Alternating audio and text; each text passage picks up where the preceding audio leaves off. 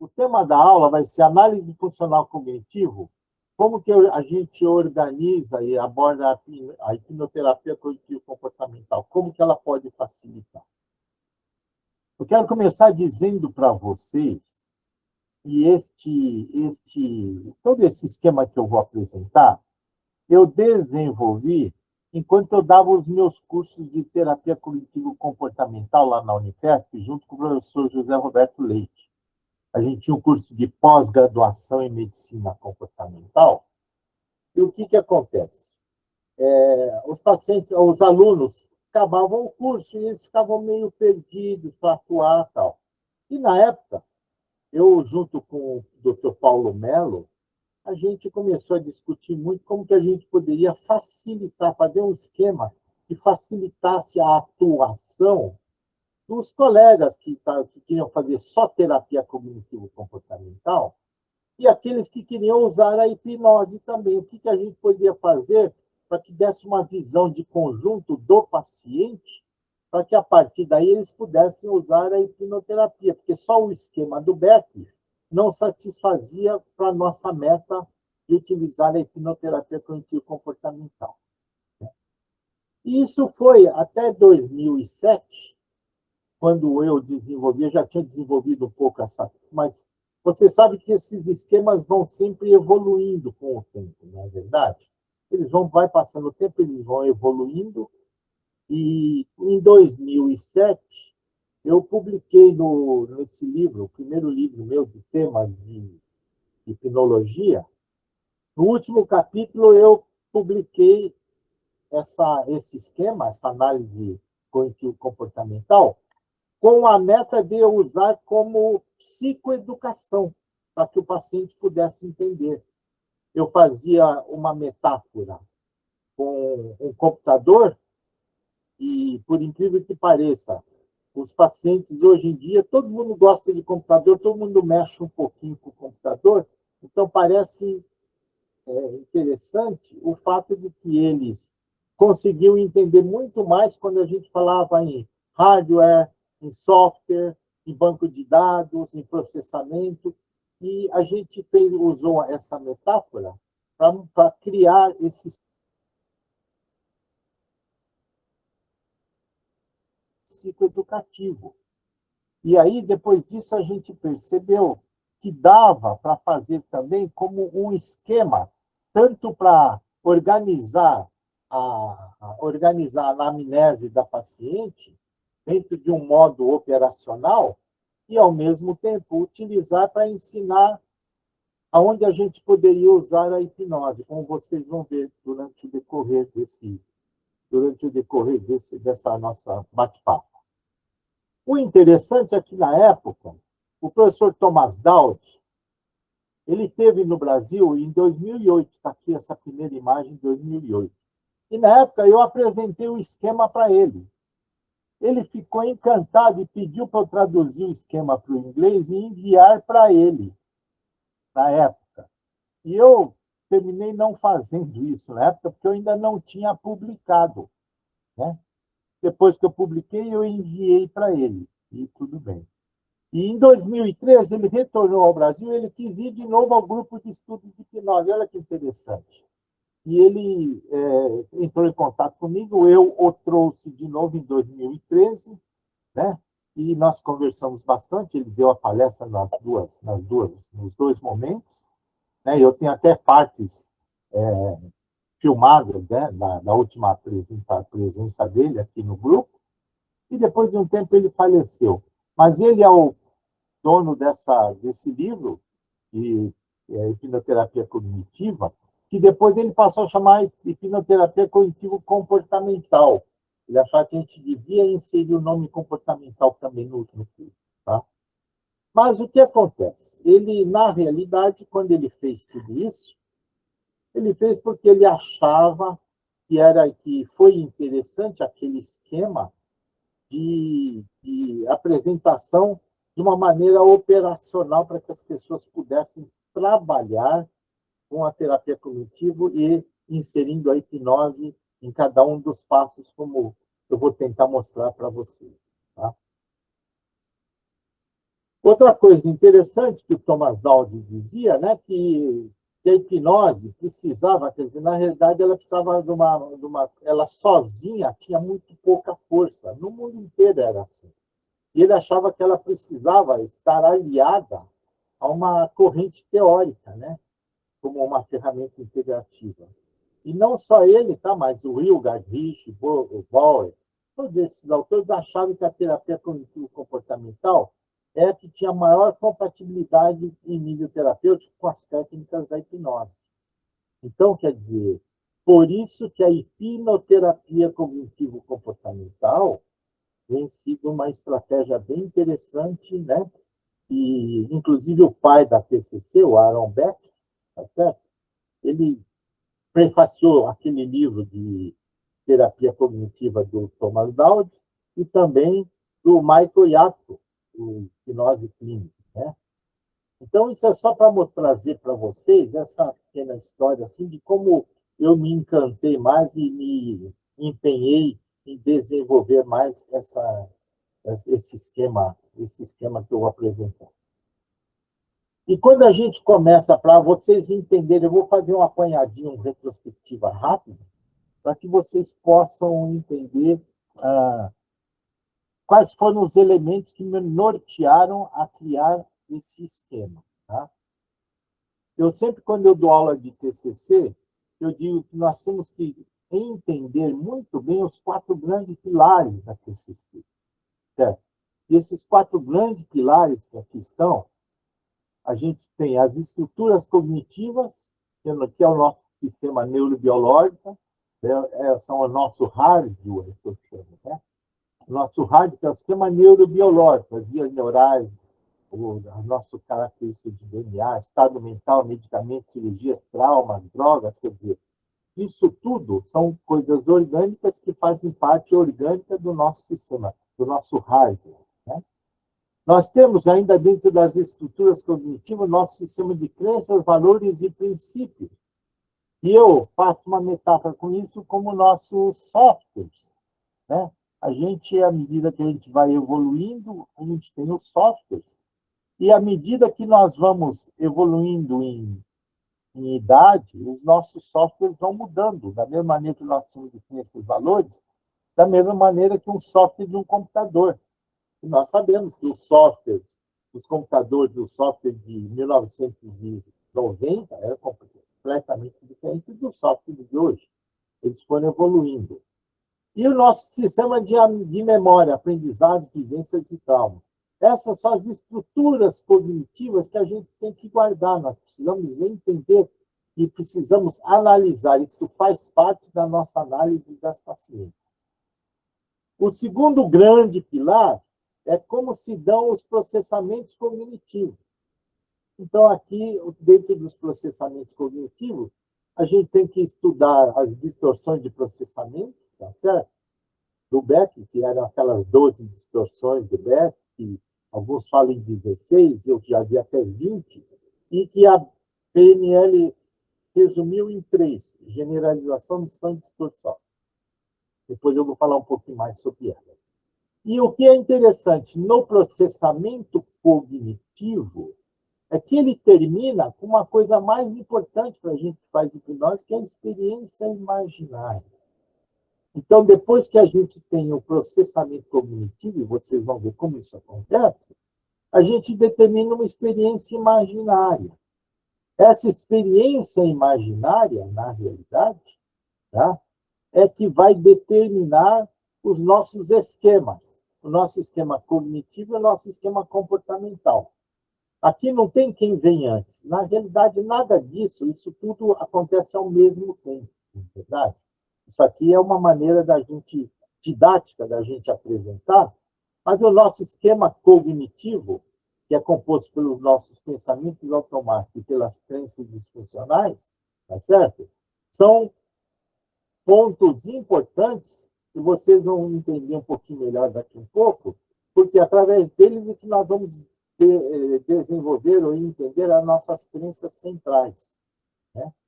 E o esquema comportamental, isso é uma coisa meio nova. Por quê? Porque antigamente a gente entendia como comportamento apenas aquelas atitudes externas. né? Atitudes e as ações externas. E hoje em dia, o conceito é que o esquema comportamental ele é composto por três subprodutos, que são as atitudes e as ações externas, que é o nosso comportamento externo, tá certo? E as reações fisiológicas, e os estados de humor e sentimento, que são o nosso comportamento interno, um fisiológico e o outro dentro do nosso sistema psicoemocional, certo? Então, é importante a gente ter essa noção para poder entender bem como nós chegamos àquele esquema final, aquele esquema evoluído, como nós evoluímos com o esquema de análise funcional, cognitivo e comportamental. Tá? Aqui é a mesma coisa, só mostrando que esse esquema cognitivo e comportamental, na realidade, são ao mesmo tempo. Né? Dependendo da situação, a gente pode ter primeiro acionado o esquema cognitivo, que desenvolve o comportamental, ou pode ser até o contrário. Vocês vão entender melhor daqui a um pouco. Aqui, os pensamentos disfuncionais, eu não vou perder tempo com isso, porque senão eu estaria dando um curso. Na realidade, tudo isso aqui é um pedacinho do curso que eu dava lá em Portugal, que eu dou também, que chama curso de hipnoterapia cognitivo-comportamental. Esse curso que tem lá em Portugal, eu dava com 18 horas de curso, tá? A gente apresentava mais de 300 slides. E aqui, aí a gente ia discutir bem cada parte dessa, cada pensamento institucional, mas hoje aqui é só para vocês lembrar, para vocês se situarem. Eu entendo que todos vocês já têm essa noção, né? Principalmente quem já tem a formação em TCC, que os pensamentos automáticos, isso aqui são só para a gente relembrar. Mas o que eu quero chamar a atenção interessante é o seguinte: quando a gente vai trabalhar com crenças centrais, isso aqui eu estou dando apenas pontos para vocês, tá, gente? Parece de uma coisa jogada, mas vocês vão entender direitinho daqui a pouco. Quando nós trabalhamos com as crenças centrais, nós precisamos entender que a avaliação do nosso esquema cognitivo, onde a gente tem pensamento automático e a gente tem a crença imediata, aquela crença distorcida imediata, aqueles dados são importantes para a gente levar isso e entender as crenças centrais das pacientes, das pessoas. E essas crenças centrais, a gente tem basicamente três grandes grupos, que é desamparo, desamor e desvalor. E aqui, só para vocês entenderem, por exemplo, quando nós falamos entre as crenças limitantes, que nós estamos avaliando o esquema cognitivo, e que a paciente tem essas crenças limitantes lá embaixo, lá no esquema cognitivo, sou vulnerável, estou sozinho, sou uma vítima, ninguém pode me ajudar. Essas crenças, elas, na realidade, fazem parte de um grupo que seriam as crenças centrais de desamparo. Então, é importante a gente saber isso. Por quê? E quando nós vamos lidar com pacientes com autoestima, principalmente, queremos mexer com a autoestima de pacientes, é importante a gente entender se a crença central dele está fortemente ou mais fortemente amparada no desamparo, no desamor ou no desvalor. Então, é interessante a gente ter esse link, né? Entender o porquê que é importante avaliar o esquema cognitivo dos pacientes. Tá?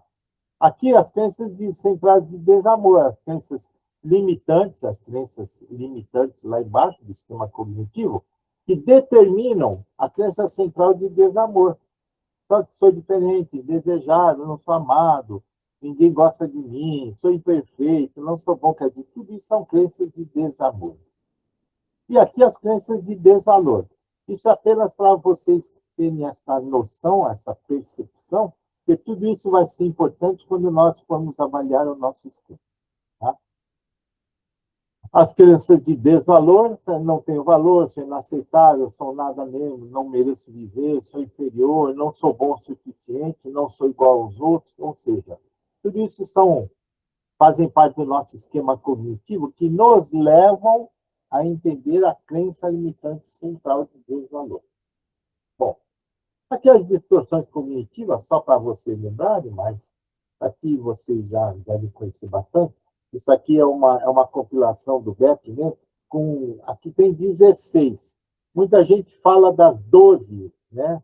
Das 12 distorções cognitivas do Beck. Aqui ele já apresentou 16. Esse esquema é dele mesmo, tá?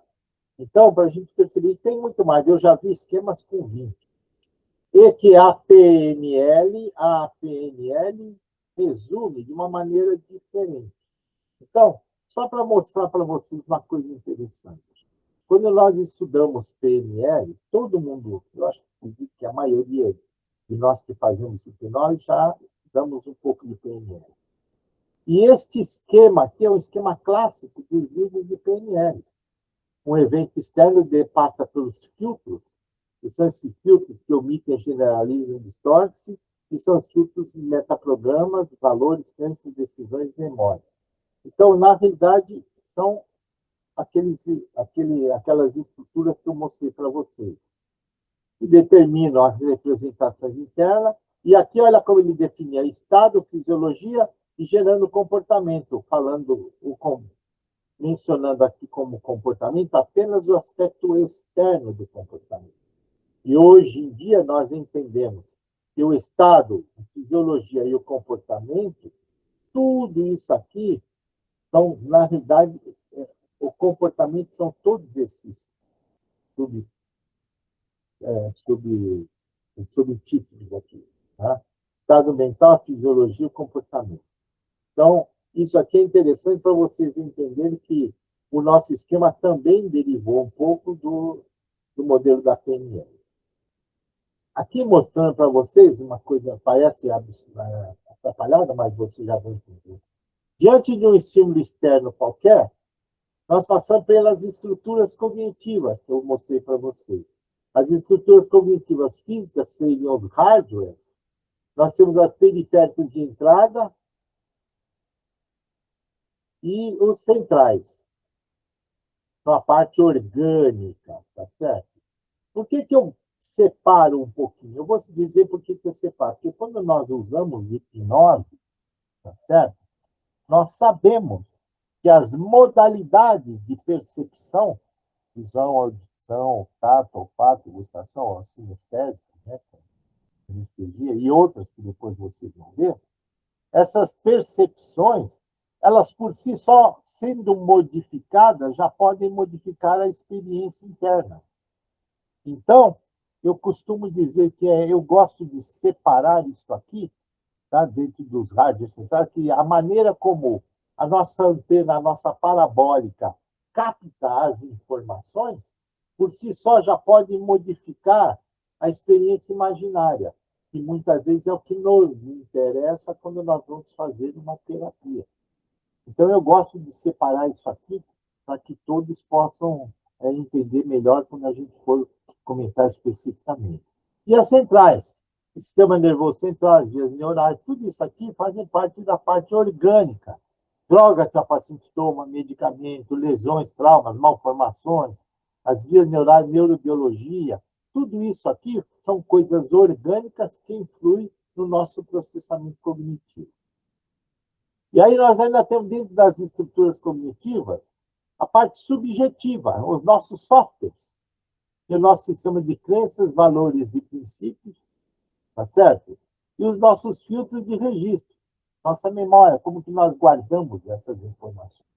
Aprendizados, memória, experiência, vivência, traumas e os metaprogramas que fazem parte dessa estrutura subjetiva aqui, cognitiva. Tá? Isso apenas para separar melhor.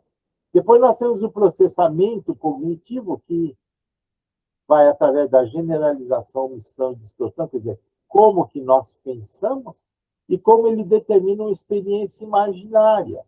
E é interessante, eu gosto ainda de lembrar do TOPS, da PNL, que é testar, operar, testar, operar, testar, operar, aí quando está pronto, testar, sair. E é da mesma maneira como quando, imagine que nós estamos escrevendo um trabalho, e a gente acaba de escrever um artigo, a gente olha, quero mudar a letra. A gente mexe de novo. Aí aparece a imagem no computador. Que é a experiência imaginária, né? Aí, não, mas eu ainda quero fazer vou mudar a cor de fundo. Você vai e trabalha de novo. Então, essa experiência imaginária nossa, até que ela tenha essa representação final, ela seja terminada, né? Ela tem uma série de reprocessamentos. E esses reprocessamentos, é nesses reprocessamentos que a gente vai agindo quando a gente está trabalhando com, seja com hipnose ou mesmo com os debates socráticos da TCC, tá certo? Depois nós vamos ver um pouquinho melhor esse detalhe. E aí depois nós temos os comportamentos interno e externo, tá certo? Que tem a representação interna, que é a experiência imaginária. Aí nós temos o comportamento, que ela, a representação imaginária determina um sentimento, a reação etiológica e o comportamento, tá certo? E as ações. As ações, atitudes e ações, tá certo? São o comportamento externo. O sentimento, os estados de humor, então, é o comportamento interno emocional e aqui o comportamento interno fisiológico. Isso para vocês entenderem o caminho de como a gente determinou isso. E aqui uma maneira um pouquinho diferente, que é como eu gosto mais de mostrar, para que vocês possam ver, tá? Então, os periféricos de entrada, os orgânicos, os hardwares de entrada, os softwares de avaliação, sistema de crenças, valores e princípios, métodos, e os filtros de registro. E lá embaixo o filtro de processamento, que ainda está fazendo parte dessa estrutura cognitiva final, que vai determinar uma representação interna. Certo? Tudo isso aqui é o nosso comportamento externo. Tudo isso aqui, tá? É que vai determinar esse nosso comportamento, as atitudes, fisiologia e sentimento. E eu quero dizer para vocês uma coisa, que quando a gente vai analisar uma paciente, quando uma paciente procura o terapeuta, ela procura a gente, geralmente, por conta do esquema comportamental dela. Se vocês prestarem atenção, toda paciente, quando chega para a gente, ela fala: eu estou vindo porque eu não estou conseguindo trabalhar, porque eu estou com medo de dirigir, ou porque eu estou com medo de subir, de andar escada, de subir elevador, ou porque eu ando deprimido, ou seja, ela está tendo uma ação, uma atitude de evitação, muitas vezes, tá certo? E os componentes, o sentimento dela com relação a essa atitude, ele está em conflito. Eu costumo usar outra metáfora. Imaginem vocês quando Hitler mandava matar os judeus. O que ele fazia? Ele tinha uma atitude, por mais sabe, medonha que era, né? Ele tinha uma atitude, mas ele tinha um sentimento ruim com relação àquilo, não, ele ficava até contente. Então, ele não tinha conflito entre o sentimento e a atitude dele. Nessa situação, ele ia procurar terapia? Não, porque ele se sentia bem. Agora, você imagina que, de repente, seu filho começa a se desviar, ter más companhias, e aí você resolve colocá-lo no colégio interno. Você está tendo uma atitude. Só que vem aquela sensação: poxa, eu estou sendo um pai, será que eu estou sendo bom, será que eu estou fazendo certo? Tal. Você começa a ter conflito entre a tua atitude e o seu sentimento com relação ao que você está fazendo. Quando existe este conflito, é que faz com que as pessoas procurem terapia. Então, na realidade, as pessoas terminam procurando terapia quando existe um conflito entre as atitudes e ações, ou o comportamento externo, e o comportamento interno. Quando existe esse conflito, é que faz com que ela se sinta mal e termine procurando terapia. Aqui, só para a gente relembrar rapidamente, vocês já sabem disso, os canais de comunicação, as modalidades, visão auditiva, sinestésico, sinestésico com C e senestésico. Eu gosto sempre de lembrar isso aqui, porque às vezes a gente vê trabalhos, aí os alunos escrevem, e eles misturam tudo isso como se fosse tudo uma coisa só, né? Não, Sinestésico é o que a gente quer falar quando a gente coloca dentro das modalidades do gosto, olfato e o tato. Sinestésico com C é a sensação de movimento ou de equilíbrio. Então, quando a gente está fazendo, por exemplo, os testes, e a gente está fazendo um teste sinestésico com C, aquele teste do balanço, que a pessoa tem para ter equilíbrio. E senestésicas é a somatestésica. Por exemplo, eu chamo tato interno. Imagina que a pessoa está vendo que ela está tendo muita dor de estômago, ou ela está tendo diarreia, está tendo aquela sensação, mal-estar interno, se ela está tendo a sensação de bexiga cheia. Isso são sensações somatestésicas. E é importante a gente saber essa diferença. E as submodalidades, eu chamo tempero das modalidades. Então, a gente já sabe, quando a gente está trabalhando com modalidades visuais, a gente vai modificar claridade, foco, brilho, tudo isso aqui faz parte, quer dizer, são essas submodalidades, com certeza você já conhece bem, isso faz parte do curso, é só para a gente dar uma relembrada, para quando for para o esquema, você estar com isso, vamos dizer, com isso reativado na memória. Tá? Aí nós vamos ver, então, agora, como é que é esse caminho, rapidamente. Tá certo? Então, o orgânico, o hardware, o DNA é um marcador determinante, a gente sabe, por exemplo, da mesma maneira que nós temos um computador, um hardware, se for um Xing Ling ou se for um Dell, a gente sabe que são processadores completamente diferentes. Sabe? E nós também, o ser humano também tem isso. Né? O ser humano também pode ter doenças mentais, predisposições a algumas ansiedades, uma série de doenças genéticas, né? Então, tudo isso está dependendo, né, dessa capacidade. O DNA pode ser o responsável por todas esses determinantes aqui dos nossos fatores orgânicos. Outros fatores orgânicos, trauma, cirurgia, medicações que a pessoa toma, antidepressivo, drogas. Então, a gente sabe que uma pessoa com uma drogada, ela está cognitivamente, até as percepções, a cognição dela está alterada, né? E tudo isso influi no nosso rádio. E outras doenças, medicamentos. Tá? Então, isso para vocês lembrarem que o rádio. Aí, depois, os filtros de avaliação, crenças, são as afirmações incondicionais, os musts, né, que a gente chama, os musts, afirmações incondicionais, e eu gosto de trazer isso para mostrar para vocês as crenças centrais. Tá? Então, dentro daqueles pensamentos automáticos das crenças intermediárias, nós temos aqueles pensamentos automáticos de desamparo, aquele já mostrei para vocês de desamor, tá? E o de desvalor. Tá? Então, tudo isso aqui é importante a gente ter em mente quando a gente for fazer a nossa análise. Filtros de avaliação, os filtros de valores. Valores é uma coisa bem interessante, porque às vezes as pessoas confundem. Por exemplo, nós temos dentro do valor de identidade, só de identidade, nós temos uma série de subprodutos. Por exemplo, será que é mais importante eu ser respeitado ou do que eu parecer honesto?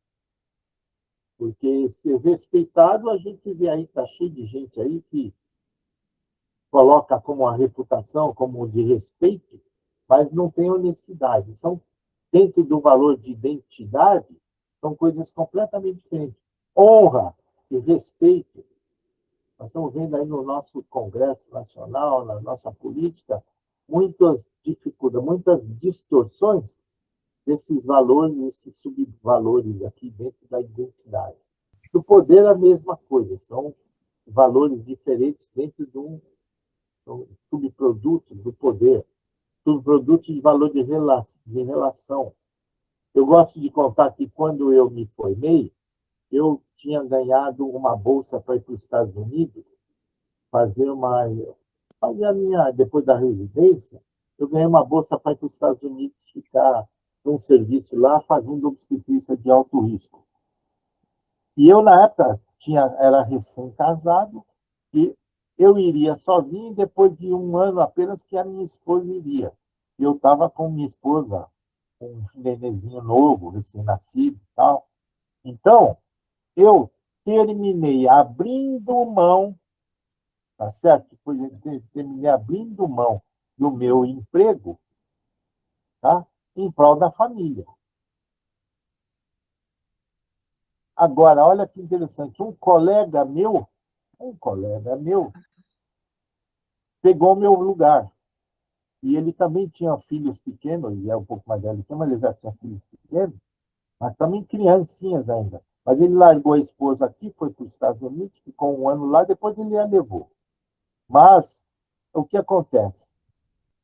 Escala de valores. Eu, naquele momento, naquele contexto que estava, eu dei o maior valor para a minha família. Ele deu o maior valor para a profissão dele, para o resultado futuro dele. Alguém está errado? Não, ninguém está errado. É apenas uma questão de decisão pessoal. Né? Tanto é que é uma coisa de pessoal, e eu, depois disso, eu já me separei e ele continuou casado com a mesma esposa todos esses anos. Ou seja, nada influiu na relação da gente com a família. Mas é só para vocês terem, dar uma relembrada nisso. E aí nós temos depois o filtro de metaprograma. Eu não vou falar isso aqui, mas só para lembrar, e o Jung, em 1923, e depois foi reforçado pela Myers, tá? Esse indicador de tipos, os 4 tipos básicos, né? E eles criaram os metaprogramas básicos: comportamento externo, processamento interno, estado interno e resposta adaptativa. E caracteriza isso. O comportamento externo é o introvertido e o extrovertido, e a característica de cada um, o que cada um faz mais, né? Qual é a tendência, o trabalho com matemática. Isso aqui é muito usado, essas características, para quem quer vai avaliar pessoas para, por exemplo, é, a, alunos que vão fazer concurso para a faculdade, para saber quais as suas capacidades, se ele é mais para o lado científico, do lado de saúde, para o lado mais racional, para o lado de vendas, né? Então, esses comportamentos são avaliados dessa maneira. Isso aqui. Eu não vou perder muito tempo aqui, mas é só para lembrar para vocês que isso faz parte dessa avaliação nossa. Tá? E, no fim, os filtros de registros. Isso aqui é interessante. Nós temos 2 formas de registrar as experiências.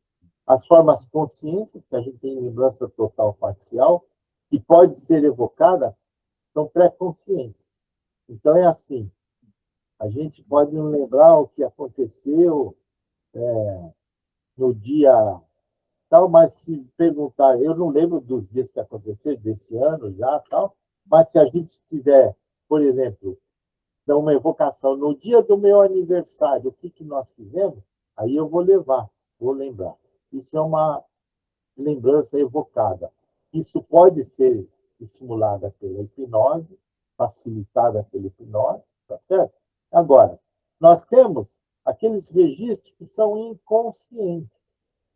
E estes aqui é que muitas vezes a hipnose consegue facilitar as terapias, porque nós temos muitas vezes facilidade a acessar alguns detalhes desses que nós já vamos ver. Então, as memórias reprimidas são os traumas, a atenção periférica, às vezes nós estamos. É aquela brincadeira que a gente vê na internet hoje toda hora, né? Uma mulher passa um filminho rápido de uma mulher bonitona, tal, em trajes menores, e aí depois ela apaga e fala assim: o que é que ela estava segurando na mão? Quer dizer, gente com a nossa atenção periférica, como ela ficou focalizada no que importava para a gente, no que chamava mais a atenção, a gente não teve essa atenção periférica racional. Mas, com certeza, essa atenção periférica pode ter sido registrada. Registros distorcidos, a mesma coisa. Eu costumo usar aquela, aquela metáfora de você imagina que nós estamos no nosso consultório conversando e em um determinado momento a gente ouve um barulho e ela fala: eu vou te matar, eu vou te pegar, seu filho é disso, seu não sei o quê. Começa aquela briga, e aparentemente aquela briga, a gente está com aquela discussão, e a gente quietinho fica dentro do consultório. Bom, tudo bem. O paciente acaba a sessão, o paciente fica até com fica até uma sensação desagradável para a paciente nessa situação, ter acontecido aquilo no consultório. Ela vai embora, por uns tempos depois ela retorna. Ah, doutor, aquele dia que eu vi foi quando teve aquela briga.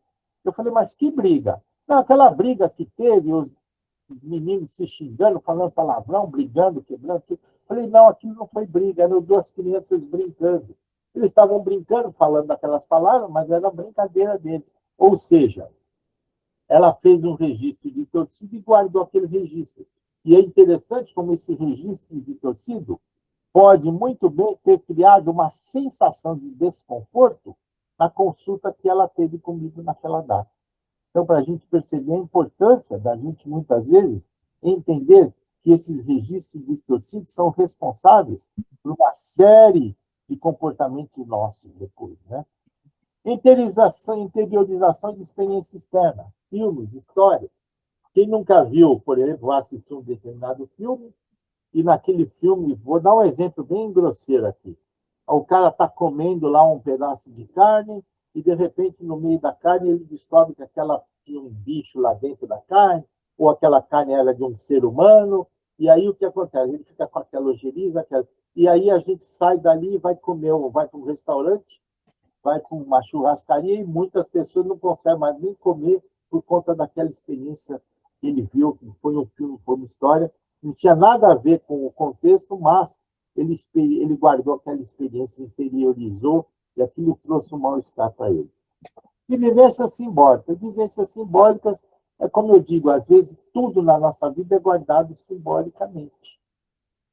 E muitas vezes, se você pede para uma pessoa contar a mesma história, em dias diferentes, em estados emocionais diferentes, ela vai contar a mesma história já com maneiras diferentes, com emoções diferentes envolvidas. Ou seja, todas as experiências nossas são registradas simbolicamente. Né? Aprendizado. Aquele modelo de aprendizado que nós já conhecemos, na habilidade perceptiva motor inconsciente, vai se transformando lentamente na motora consciente, na habilidade automática, e quando ela fica automática e inconsciente, é que na realidade a gente aprendeu. Como andar de bicicleta. No começo eu não sei nem como que eu faço para mexer a roda, para que lado eu viro a roda, aí eu começo conscientemente sabendo que se eu for cair para o direito, eu viro a roda para a direita, e ao mesmo tempo aperto o pedal. Aí, de repente, eu já estou conseguindo dirigir, andar de bicicleta, mas eu ainda estou consciente das coisas que eu estou fazendo. E, de repente, quando eu menos percebo, eu estou andando de bicicleta e eu nem sei mais como eu estou fazendo para manipular tanto o guidão como o pedal. Ou seja, eu transformei aquela habilidade em uma habilidade inconsciente. Isso aqui é considerado um aprendizado. Né? Aqui o ciclo de aprendizagem, como isso acontece. Isso aqui eu não vou falar muito, porque isso aí eu costumo dar no curso, né? Mente inconsciente, a diferença dessas mentes, tá certo? Isso todos vocês já conhecem bem também. Né? Lembrar que a mente inconsciente é literal, e é interessante ela lembrar que ela é atemporal. Mente inconsciente, ela é atemporal. Ela tem um outro tipo de lógica. Isso aqui é importante a gente ter, tá? Pirâmide de aprendizado, isso aqui não tem valor agora. E esse conceito de aprendizado, memória e comportamento independente de estado, que é como o Ross se chama, o Cabral está aí, ele dá essa sigla, o nome mais aportuguesado, né? Mas é a mesma coisa, né?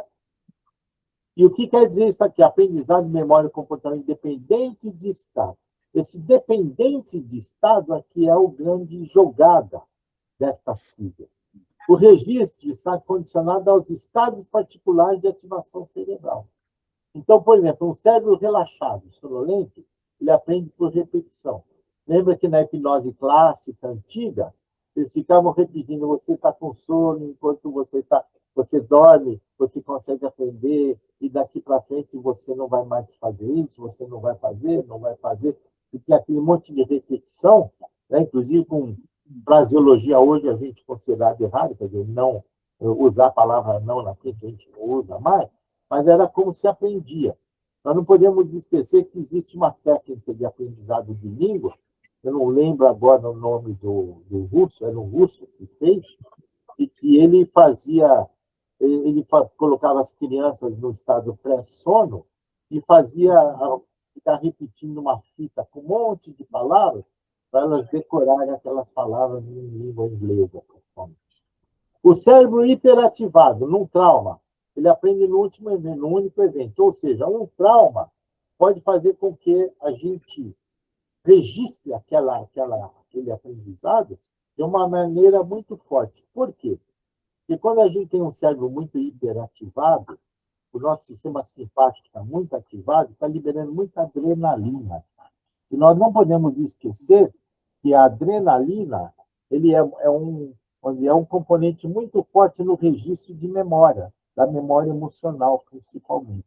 Então, por isso que muitas vezes no cérebro, a pessoa guarda experiências e aconteceu uma vez só, mas aquela vez foi suficiente para ela lembrar pelo resto da vida, desenvolvendo transtorno de estresse pós-traumático. O cérebro distraído ou focado em outra coisa são os registros inconscientes de atenção periférica, né?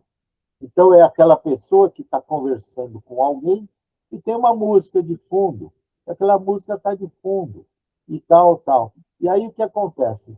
De repente, amanhã ou depois, a pessoa ouve a música e tem aquela sensação de lembrar da pessoa que ela está conversando, dos assuntos que estavam... Né? Ou seja, aquela atenção periférica ficou registrada, né, com aquele cérebro distraído ou focado em outra coisa, e aquilo tudo serve, a gente usa muito em hipnose esse aspecto dos registros inconscientes da atenção periférica. Estados mentais, depressivo, alegre, agressivo, ou seja, eu costumo dizer que se você está num dia feliz, e alguém chega e te dá um abraço, fala, oh, é legal, você está feliz, te dá um tapinha nas costas, você fica todo feliz, tô mesmo, foi legal, tal, você está num bom astral. Se você estiver num dia de num momento deprimido, ou agressivo, tá, ou decepcionado com alguma coisa, alguém vai bater nas tuas costas, você está bem, não, eu estou mal, estou não sei o que, e a pessoa está apresentando naquele momento uma resposta completamente diferente, porque estava dependendo de quando aquela experiência foi registrada. Né? E sonho e drogas aí são outras situações que também levam a estados modificados de consciência. Bom, base da interpretação, filtro de processamento cognitivo, a supressão é a base da atenção, lembra da PNL isso aqui, né? E a omissão, ou a supressão-omissão, é a base da atenção, a gente dirige isso ao que a gente tem que é mais importante naquele momento. Tá? A generalização é a base das nossas crenças, todo mundo sabe que é a generalização, né? E a generalização, uma das grandes coisas da generalização, é o tenho que, né? E é o que os americanos chamam masturbation, né? Que é o masturbation, masturbação mental, masturbação, eu tenho que, masturbation, eu tenho que. Então, isso tudo fazem parte das nossas generalizações. As distorções, tá certo? Aquele exemplo que eu dei, por exemplo, do consultório, da pessoa ouvir um barulho externo e entender como uma briga, foi uma distorção e que ela fez e que terminou mexendo com o contexto da experiência naquele momento. Processamento cognitivo, isso aqui eu já comentei com você, não vou falar. Isso aqui eu costumo mostrar nos cursos, só como uma coisa interessante. Os famosos fracassados. Né? Albert Einstein não conseguia falar até 4 anos de idade. E os professores diziam que ele não queria fazer nada. O Michael Jordan, ele foi cortado do time na escola. Ele não, no ensino médio, ele foi jogar basquete e cortaram ele do time. Depois ele virou o que é. O Walt Disney também, ele foi demitido de um jornal que ele trabalhava por falta de imaginação. O Steve Jobs foi deprimido e devastado após ser removido sem ser nome da empresa que ele tinha iniciado. A Oprah, ela também é a mesma coisa, ela não era adequada para a televisão, a gente pode dar imagem. E os Beatles também tiveram lá uma empresa que negou o recorde de estúdio, que não gostaram do som deles e que não tinha futuro. Ou seja, são pessoas que, apesar de tudo, terminaram, né? E aqui, só para a gente falar finalmente da representação interna, nós já vamos falar rapidinho do esquema, a imaginação maior do que o conhecimento. Então, olha só, o professor Mário Simões, de Portugal, ele tem um trabalho e ele mostra que, para o cérebro, imaginar é o mesmo que fazer. Né? Alguns gostam dessa frase aqui, que vocês já conhecem esse chavão. Uma imagem vale mais do que 1000 palavras. Se tiver cor, mais do que 1 milhão de palavras. Se tiver movimento, mais do que 1 bilhão de palavras. Mas, se ela tiver emoção, aí é imaginação. É bem interessante isso aqui para a gente definir bem a imaginação. Imaginação pode ser modificada e dirigida. O Coé já dizia isso, né? E da imaginação também se vive. Isso aqui é o sucesso sucedido que eu gosto de falar nos cursos, que é quando a gente imagina o resultado. O sucesso do resultado é o sucesso sucedido. Tudo isso aqui são determinantes para a gente entender a nossa representação interna, a nossa experiência.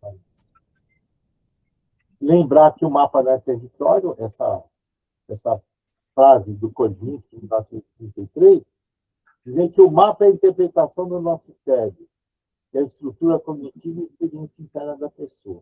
E o território é o que está acontecendo, é a realidade externa, informação do ambiente externo. Ou seja, o mapa que criamos a respeito do acontecimento é uma interpretação só nossa, completamente diferente da realizada por outra pessoa. Isso é importante, gente, por quê? Porque o nosso mapa é que determina o comportamento. O mapa é que determina o comportamento. Muitas vezes o comportamento não está muito adequado ao território. Portanto, a gente entender esse detalhe. E aí a gente vem falar do comportamento. Isso aqui que é importante. O esquema comportamental são os 3 componentes: atitudes e ações, reações fisiológicas e sentimentos. Lembra que nós começamos as atitudes, a fisiologia, os sentimentos, o estado de humor. O que acontece? Se você tem uma determinada atitude, eu estou evitando, sei lá, sair com a minha esposa, mas ao mesmo tempo porque eu estou deprimido, sair com a minha família, atender minha família. Mas ao mesmo tempo eu tenho um sentimento de culpa, de frustração, de tristeza, por não estar conseguindo ter uma atitude mais sociável. Isso aqui é um conflito. Se esse conflito está existindo, isso aqui é que vai me levar a uma terapia.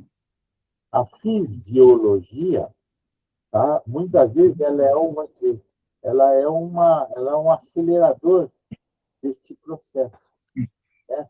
Por exemplo, no estado de ansiedade intensa, tá certo? A nossa fisiologia é um fator importante para determinar se aquele meu sentimento de medo vai me levar para uma atitude evitativa ou de enfrentamento.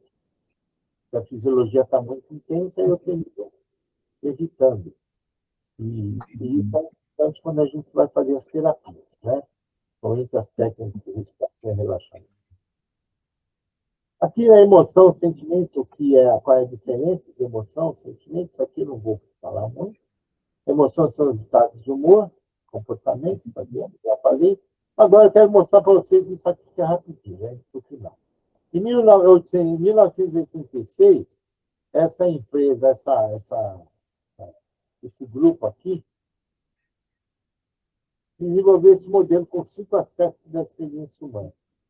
Dentro desses aspectos, eles determinavam o ambiente, determinavam o pensamento, esse pensamento com todo aquele processo de cognição e tal, determinavam o que eles chamavam na época de comportamento, afetos e reações fisiológicas. Isso aqui hoje é o que a gente chama de esquema comportamental.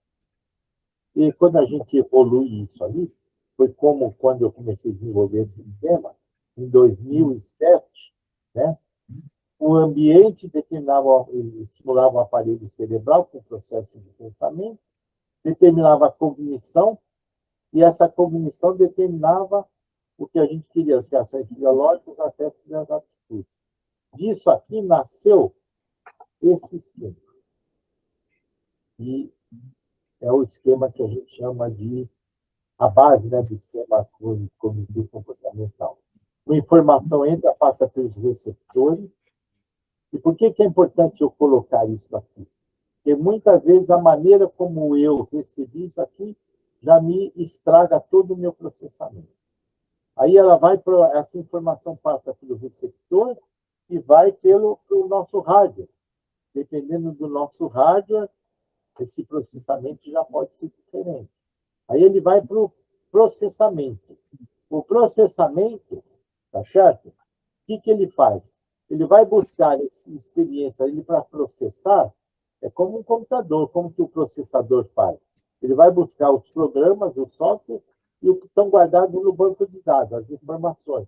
E aí ele compila as informações e as informações junto com os programas, e nessa compilação, que ele associa com para de vídeo descarte, quer dizer, quando a ampulhetinha está caindo ou quando aquela rodinha está rodando no computador, ele termina criando uma experiência imaginária. Aquele processo de pensamento é onde ele generaliza, omite ou distorce. E aí ele determina essa experiência imaginária. E essa experiência imaginária através dos toques. Ele faz uma vez, faz outra, até chegar à experiência final. Quando ele determinou a experiência final, aí ele joga para a cognição e para o comportamento. Esses dois estão trabalhando juntos. Às vezes, o comportamento é muito rápido e depois ele faz, eu costumo dizer que muitas vezes a cognição é uma autoavaliação do meu comportamento. Toda vez que alguém pergunta quando isso acontece, ou seja, quando um comportamento acontece, qual é o teu primeiro pensamento? O que você acha disso? Ou seja, a cognição, o esquema cognitivo, ele na realidade é uma avaliação do nosso comportamento, do nosso esquema comportamental. Tá?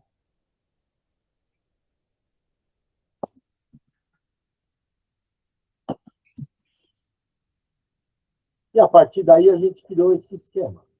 Esse esquema aqui, que foi de análise funcional cognitivo comportamental. Olha que interessante. Vocês já vão aprender a mexer com esse esquema, e ele é bem legal, porque ele já tem os espaços aqui para a gente ir preenchendo. Já já vocês vão ver, eu vou mostrar uma maneira de utilizá-lo, mas vocês vão entender. Então, esse esquema resume tudo aquilo que eu já mostrei para vocês.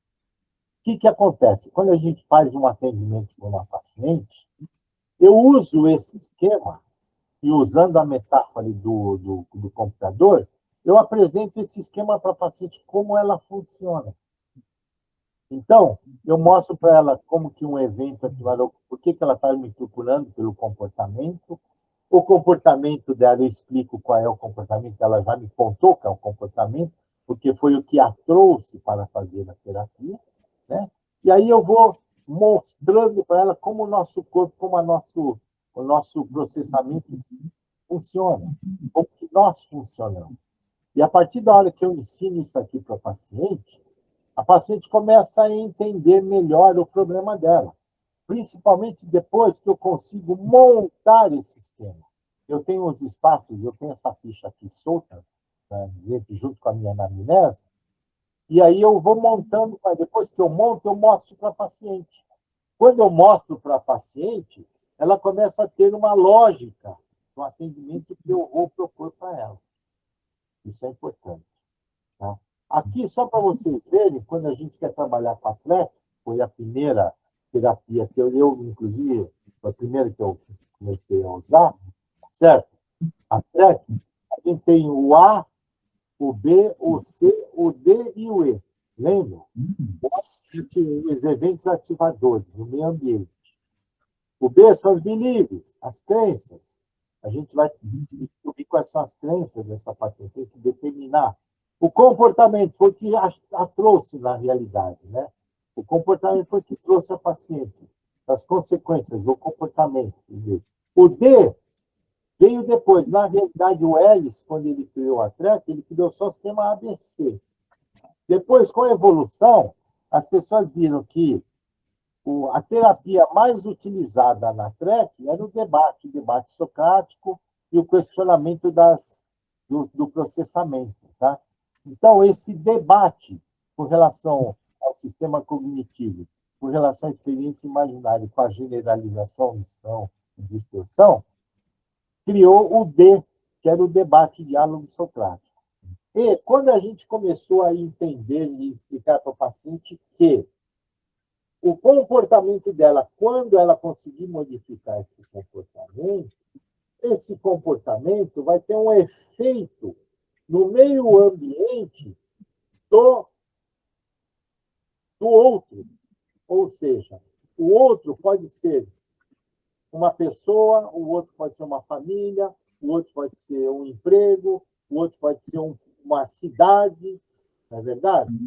Então, quando eu modifico o meu comportamento, eu posso ter um efeito no meio ambiente do outro. Isso é muito comum quando ele vai lidar com casais, por exemplo. Né? Casais que, às vezes, a gente explica para a paciente que ela tem um modelo cognitivo e, provavelmente, o parceiro dela tem um outro esquema cognitivo. E esse esquema cognitivo comportamental dele, ela precisa entender que, se ela mudar o comportamento dele, muitas vezes a mudança de comportamento dela é um evento ativador do esquema dele. E quando ela consegue mudar o comportamento dela, ela consegue modificar um pouquinho o meio ambiente. E quando ela modifica o meio ambiente, esse meio ambiente passa a estimular diferente. E muitas vezes esse é o processo da terapia de casais que a gente usa. Isso aqui quando eu usava só a pré, tá certo? O que é interessante que eu consigo explicar para as pessoas, eu consigo mostrar? Eu posso usar a hipnose aonde dentro desse sistema? Eu posso usar a hipnose nos periféricos de captação? Eu posso.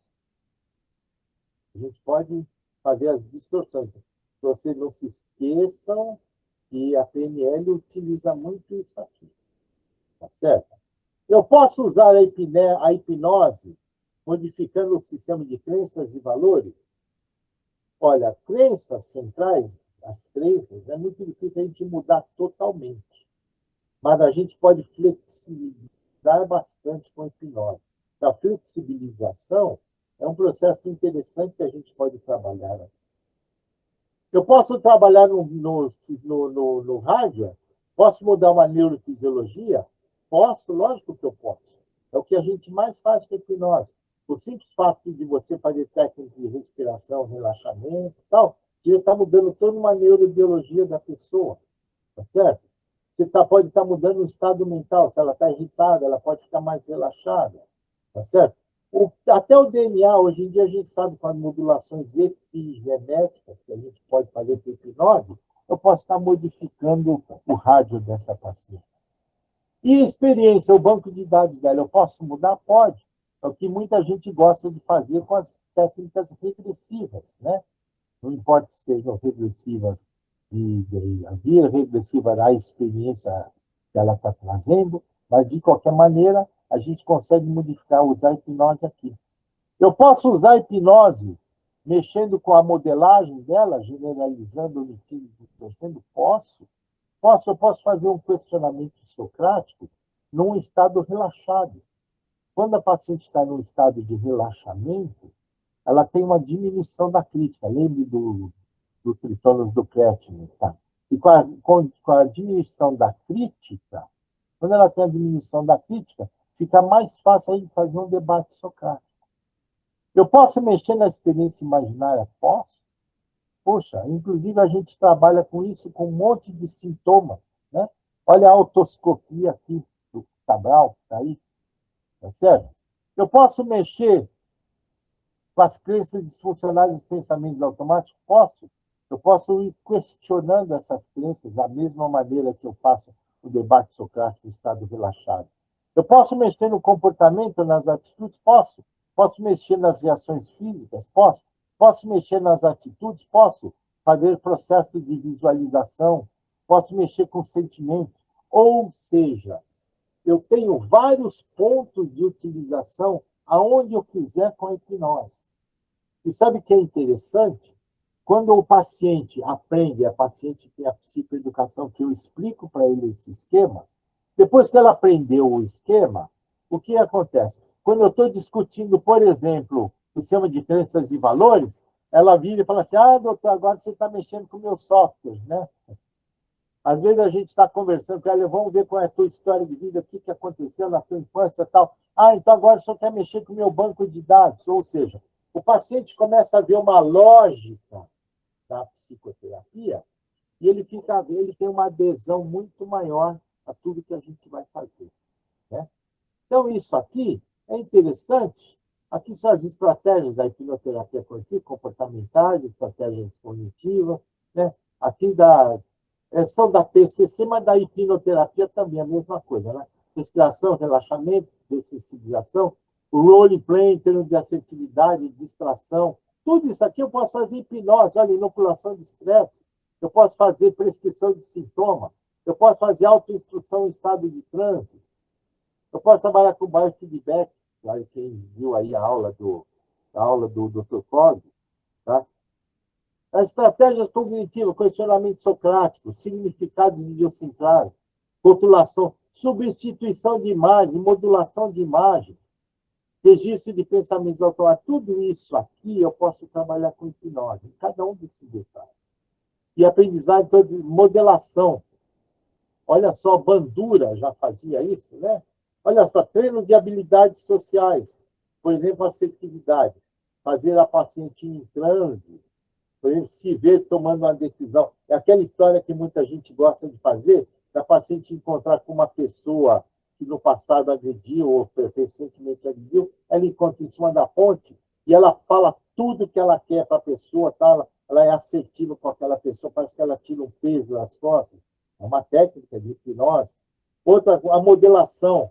A gente usa uma pessoa para ela se modelar aquela pessoa em estado de transe, como se ela estivesse se olhando no espelho, sendo aquela pessoa, e como ela se sentiria em determinadas situações. Ou seja, a gente pode usar a hipnose dentro das terapias cognitivo-comportamentais em uma série de situações.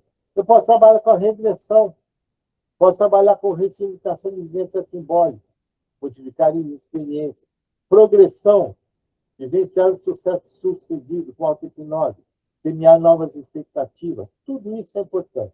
E em psicologia positiva, eu gosto muito dessa técnica, que é a trajetória de vida positiva, principalmente para deprimidos e principalmente para pessoas com baixa autoestima. Eu faço uma técnica regressiva, tá certo? Nessa técnica regressiva, eu faço a pessoa, por exemplo, voltar lá para os seus 5 anos de idade, num dia feliz. Por exemplo, ela está deprimida, eu faço ela voltar num dia feliz. Ela volta num dia feliz, onde ela estava feliz, estava tudo bem, estava na festa. Pode ser uma festa com os amiguinhos, pode ser um passeio, pode ser um presente. Eu faço ela vivenciar toda aquela experiência, ela ancora bem aquela experiência, depois ela dá como se ela estivesse por exemplo, num uma linha do tempo, ela dá um salto no tempo, vai para 10 anos de idade. Aí, com 10 anos de idade, ela desce de novo no momento feliz da vida dela. Nesse momento feliz, ela está passeando, está fazendo alguma coisa, ou seja, ela revive aquela experiência. Cada vez que ela está revivendo essas experiências, vocês lembram? O nosso cérebro imaginário a viver, ele está liberando um monte de quê? De substâncias, tudo bem, de substâncias serotonina, dopamina, ocitocina, dependendo da situação. Então, ela tá ganhando, sendo inundada com esses hormônios do bem, vamos chamar assim. Aí eu pulo ela de 10 anos para 15 anos e vou fazendo a mesma coisa até ela chegar no momento atual. Ou seja, nessa trajetória de vida positiva, só com coisas positivas, experiências boas, eu estou fazendo ela rever que a vida dela não foi tão ruim, eu estou fazendo ela rever que existe condição dela ter coisas boas, se ela tiver para colocar na mente dela só pensamento bom, se ela modificar a maneira de pensar, e, ao mesmo tempo, eu estou fazendo ela tomar um banho, estou fazendo uma reativação das vias neurais as vias que seriam as vias da liberação de serotonina, de dopamina e tal, e no deprimido, por exemplo, muitas vezes elas estão meio que desativadas. Então, isso aqui é uma técnica que eu gosto muito. Aqui é só para mostrar para vocês quando eu mostro a visão sistêmica para o paciente. Modelo cognitivo comportamental e o esquema do meio ambiente. Então, o meio ambiente pode ser família, então ela tem um determinado comportamento, esse comportamento dela agressivo faz com que a família seja agressiva com ela. Quando ela consegue modificar, amenizar o comportamento, a família começa a perceber diferente, começa a mudar o comportamento. Isso aqui é uma visão sistêmica do esquema cognitivo. A mesma pode acontecer até com o país. Vocês imaginam, por exemplo, uma pessoa, eu tive uma paciente que eu usei isso aqui com ela, ela foi morar na Arábia, ela tinha que usar burca, e ela não gostava de burca, e ela vivia brigando com a família dela lá. E aí foi quando eu mostrei para ela que não adiantava brigar, que o esquema cognitivo deles era muito forte, e era muito intenso e tal, eu consegui amenizar, consegui flexibilizar o sistema dela de crenças e valores, principalmente os valores dela, porque ela era muito, aquela queria ser muito durona, consegui flexibilizar para que ela conseguisse ser mais amena com a família de lá e, ao mesmo tempo, ela começou a perceber que começou a ser mais assim. Ou seja, isso aqui traz uma visão sistêmica para o paciente. Aqui eu não vou falar para ele, mas só para mostrar para você que eu tenho num curso eu mostro, né, essa anamnese dirigida. Por quê? Porque quando a gente faz uma anamnese com a paciente, com esse esquema que eu mostrei para vocês, é importante que todos aqueles elementos que fazem parte do esquema sejam preenchidos, sejam resgatados. Então, eu tenho aqui uma anamnese minha que eu faço, que só por essa anamnese eu consigo pegar todo aqueles conceitos que me importam, aquelas informações, o esquema comportamental, as atitudes, as reações biológicas, os sentimentos dela, o evento ativador, qual foi o causador do problema, o esquema cognitivo, tá certo? As estruturas cognitivas envolvidas, às vezes ela tem a doença, às vezes ela é uma drogadicta, toma remédio, a história de vida, traumas dela, a história, crenças e valores, tá certo? Os valores, principalmente, é importante. O processamento cognitivo dela, as generalizações, omissões e distorções que ela faz das experiências imaginárias. Com isso, à medida que eu capto todas essas informações, eu vou jogando essas informações no esquema. Tá? E à medida que eu jogo a informação no esquema, depois eu chamo ela e mostro para ela, falo, olha você aqui que funciona. Ela fala, nossa, doutor, e aí? Eu falo, agora nós vamos agir aqui, começar agindo aqui. Aqui você vai fazer isso, técnica de respiração e relaxamento. Agora nós vamos discutir isso aqui. Por que você pensa isso? O que você pensa? Se fosse diferente. Mas com algum debate socrático. Muitas vezes sobre estado relaxado. Aí eu posso voltar para a história de vida dela.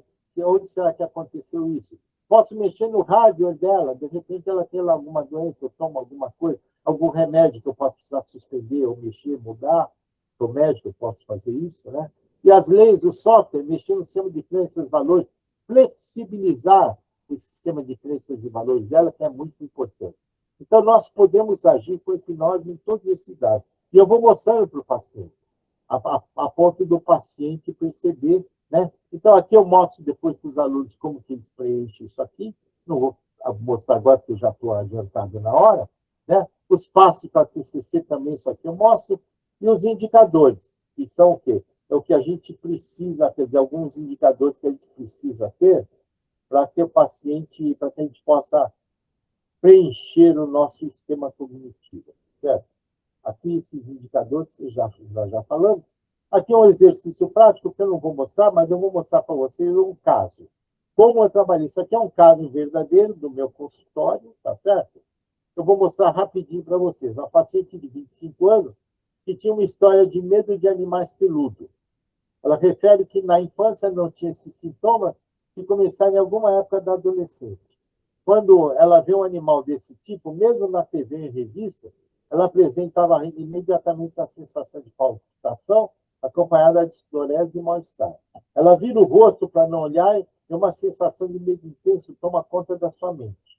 Já fez outras terapias sem resultado e toma antidepressivo indicado por um psiquiatra e encaminhou para terapia.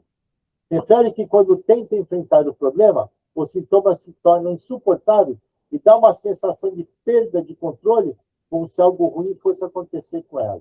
Nessas situações, a primeira coisa que vem à sua cabeça é que ela não vai conseguir, pois pode ter um desmaio ou coisa pior.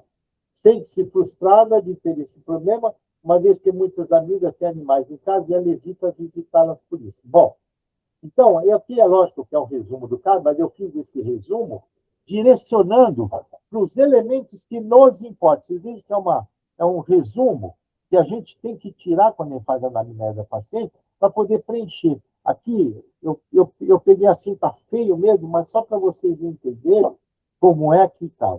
Quer dizer, eu comecei, ela trouxe para mim, trazendo que quando ela estava de frente com animais peludos, ela tinha uma sensação de evitação ou fuga.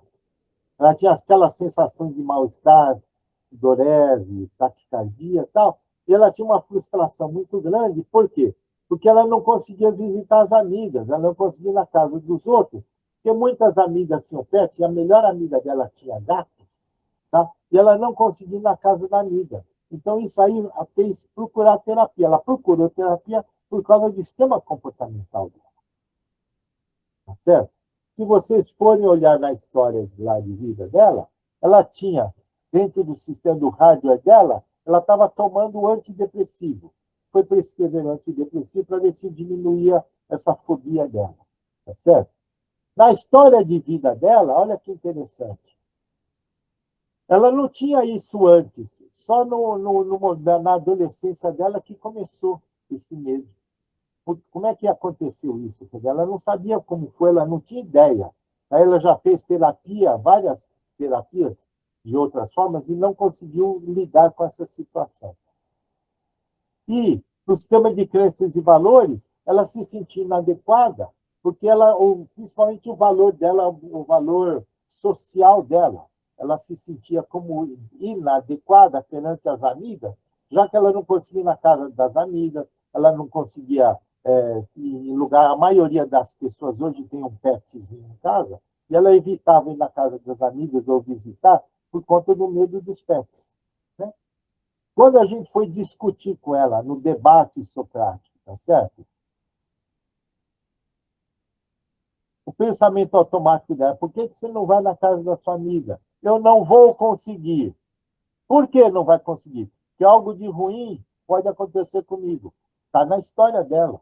Isso tudo está na história dela, foi tirado da história. Ela não ia conseguir porque algum de ruim podia acontecer, ela podia desmaiar, alguma coisa ruim podia acontecer. Então, vocês vejam, o comportamento ela deu, a história a gente tirou isso aqui, a gente dá uma direcionada, tá certo? Se direciona para a história e vida, ela já mesmo contou que quando ela era adolescente ela não tinha esse problema. A história dela, o porquê que ela tem esse sistema de crenças e valores, principalmente o valor de amizade, valor de ser inadequada, de estar inadequada, e o valor pessoal dela com as amizades dela era o que mais importava, tá certo? E ela generalizava para todo animal peludo. Ela omitia, o que ela omitia? Ela omitia que ela já tinha tido uma fase na vida dela que ela não tinha esse problema. Como é que ela não tinha problema com animais peludos antes e depois começou? E ela distorcia, ela achava que nunca ia conseguir, ou que ela podia morrer por causa daqueles sintomas, ela distorcia os sintomas. Então, isso aqui está o esquema dela montado. Quando eu mostrei para ela esse esquema, ela viu, poxa, tanta coisa assim. Eu falei, vamos trabalhar. Como que nós vamos trabalhar? Eu comecei ensinando ela. Aqui, vocês vejam, eu não usei todos os pontos.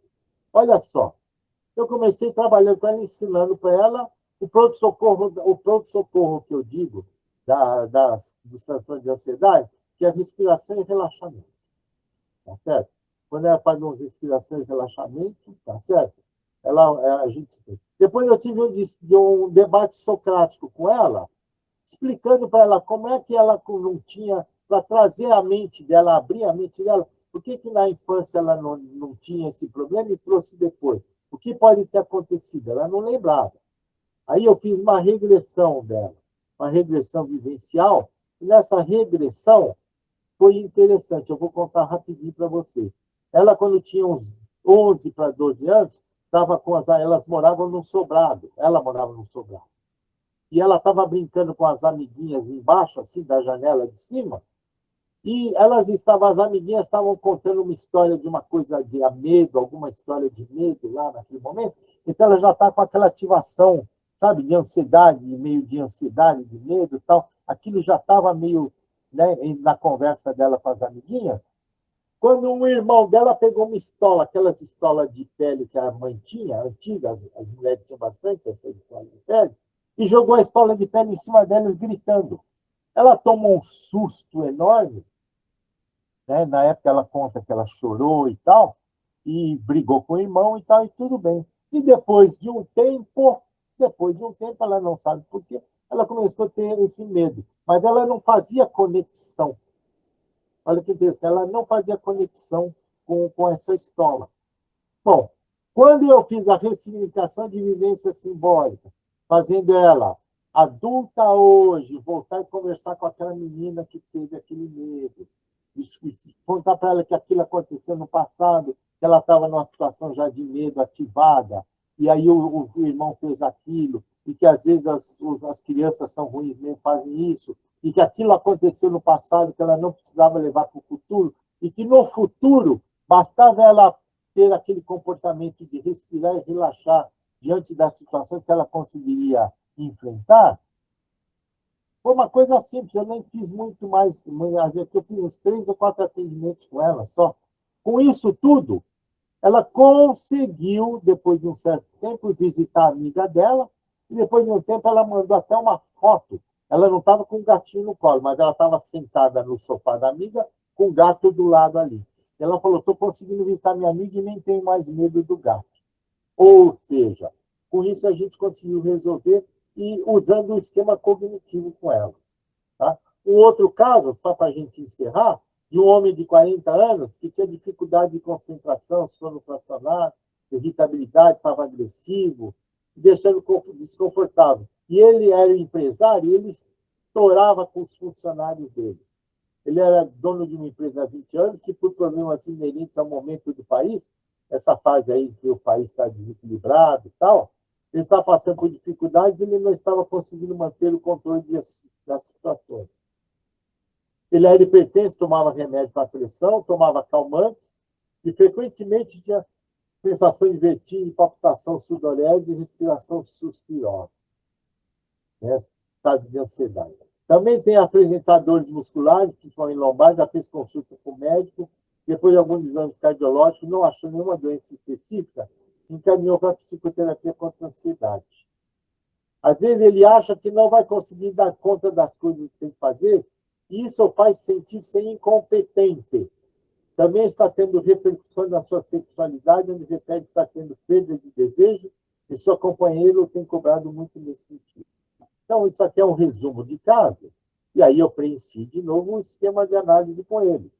Então, ele chegou para mim com o quê? Com a vida atual, o esquema dele era a vida atual, e ele estava tendo sintomas de vertigem, tal, insegurança, ele estava tendo evitação sexual, mas ele estava tendo também agressividade, né? Agressividade com os funcionários da empresa. E isso estava incomodando ele, tá certo? E ele estava com muita insegurança, insegurança sexual, insegurança no relacionamento, né?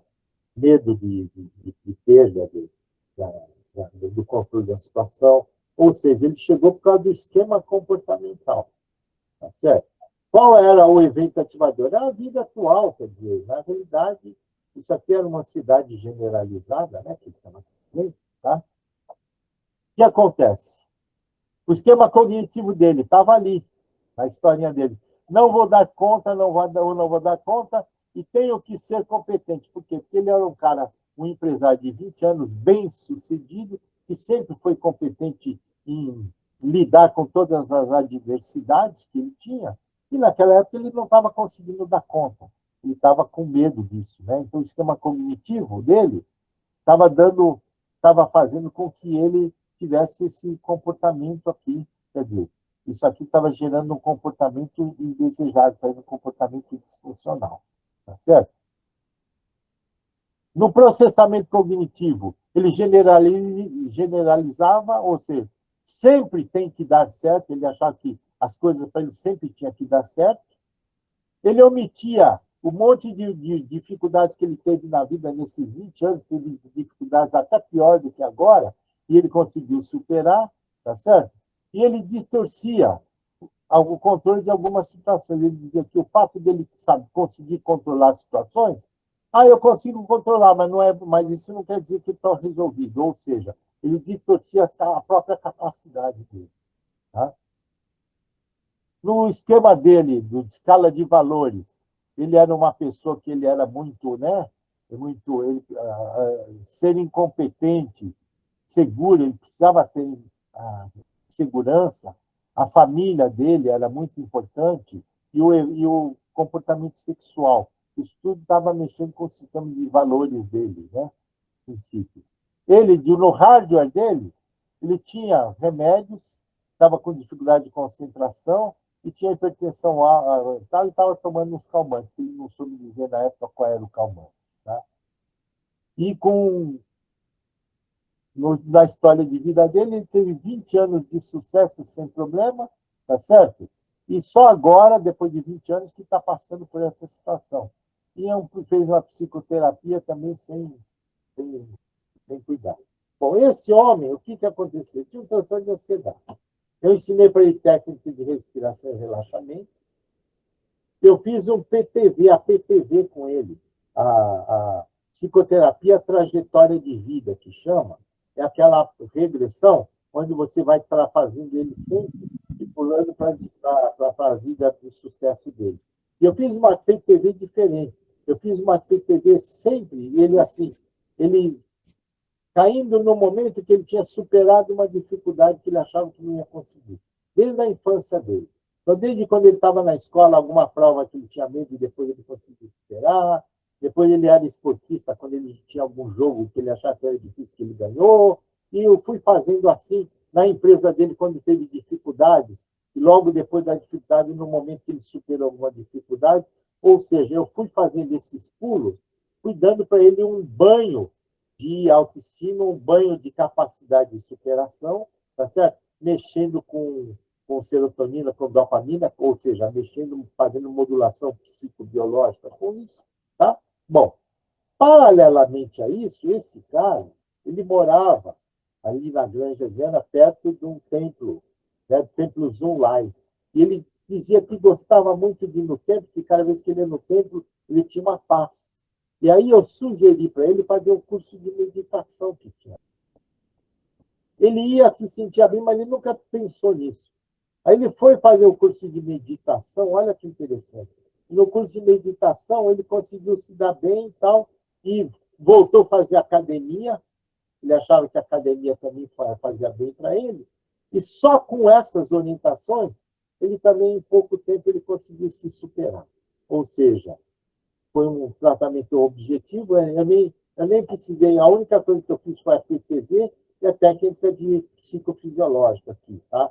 E ensinei um pouco de auto-hipnose para ele. Na auto-hipnose, eu peguei para ele uma experiência que ele teve, que era uma experiência de superação. No momento da firma dele, eu acho que quando ele comprou a firma, que ele achava que não ia conseguir, e quando ele teve o primeiro grande sucesso da firma, ele fazia auto-hipnose e relembrava naquele momento. Auto-hipnose buscando aquele momento. Ou seja, com tudo isso, ele conseguiu regredir sozinho e resolver o problema dele. Ou seja, análise cognitivo-comportamental. Esse rapaz foi um dos que, cada vez que eu mexia com ele, comentava numa coisa, ele falava: agora você está querendo mexer no meu sistema, no meu software, né? Agora você está mexendo na minha história de vida. Ou seja, cada vez que eu abordava umas coisas dessas, ele me puxava. Bom, isso aqui é só uma coisa que eu costumo dizer, que essa integração entre as várias práticas, tá certo? Elas são produtivas, e aqui a gente tem várias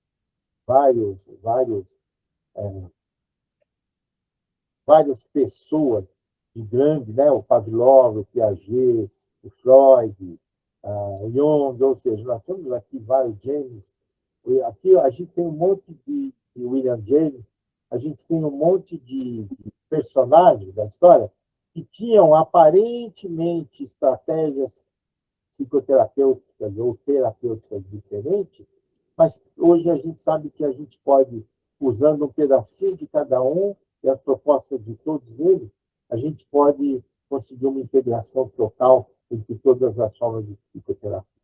Tá? Era isso que eu queria falar, peço desculpa por ter me alongado.